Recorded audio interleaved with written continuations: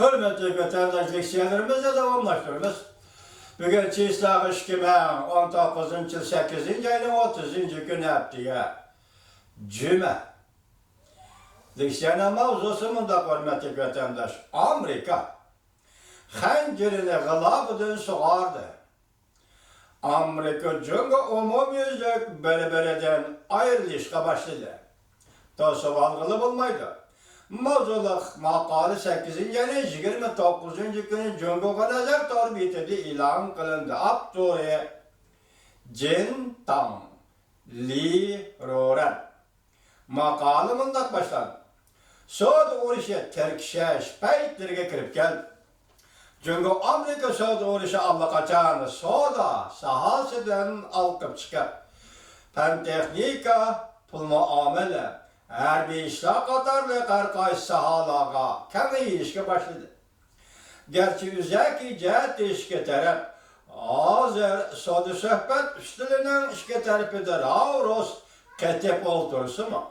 Lekin bu bir meydan şahmatının mürekkeplik derecesi iki taraftan tehlikeden alkıp gitti.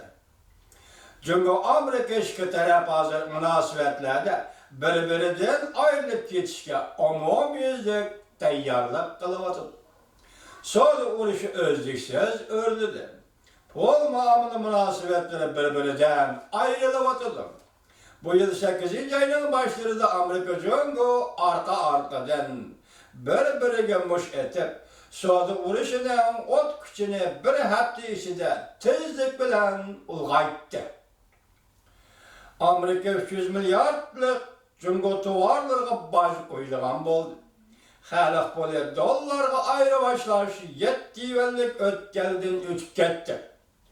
Arkadında Amerika Cumhur pulunu kontrol kılgıcı devlet dep çakarladı. Cumhur Amerika soğudu orası pul muamele orası sahasıga kırıp geldi.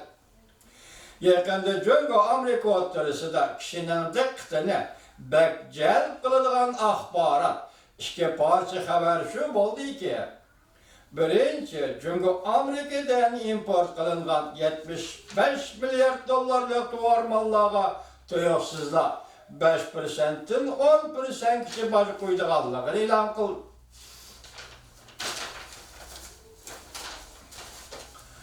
Amerika Koşmuş Ştatlarının Prezident Trump derhal zərbi verip Cumhur'dan import kılınan 550 milyar dolarlık tuvar mallığa 5%'ın baş koyduğunu ilan kıldı. Hem de halkara ciddi iqtisat hukuku kanununa eğizge elip Amerika şirketlerinin Cumhur'dan çekinişini talep kıldı. İkinci, 8. ayının 26. günü Amerika Cumhuriyetçiler Partisi'nin senatörü Marco Rubio, Demokratların senatörü Jenny Şahin, Katarlıkla birleşip imza koyuyor. Federatsiyilik penesiye çıkan meblağ salgıcı, yani vakfeden Cumhur devlet şirketlerini öz işçiye algan cemi 50 milyarlık meblağ kurulmasıdır. Çekinip çıkışka aydakçılık kıldı. Amerika'nın çekinip çıkışka aydakçılık kıldı. Bir neçkatimle müşetilgan deyken Cumhur bilen Amerika soda pul muamele sahasında ayrılış süreti ruşen tizleşti. Amerika hazır Cumhur hükümetine akadağın meblağı yollarını üzüp taşlaşka tırışçalığa görüstüvatıdır. Tehemel girligen aldı pul muamele sahasındaki münasibetlerden ayrılıp ketişke tayyarlık kılıvatıdır. Barlık hareket ve tedbirler işinde Prezident Trump çılgı alganı halkara ciddi iqtisat hukuk kanunu tahdid seliş küçe intayi zor.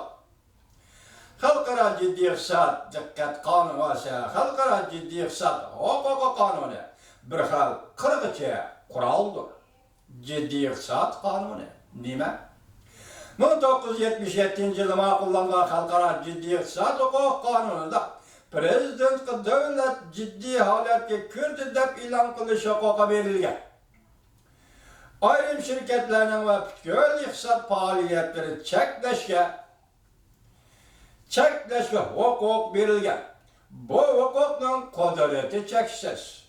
Ötken bir neçe 10 yıldan beri Amerika hükümeti bunda hukukni bir qancha teng işletken. Bu hukukni işletip Rossiyani ve İranni embargo qilgan edi.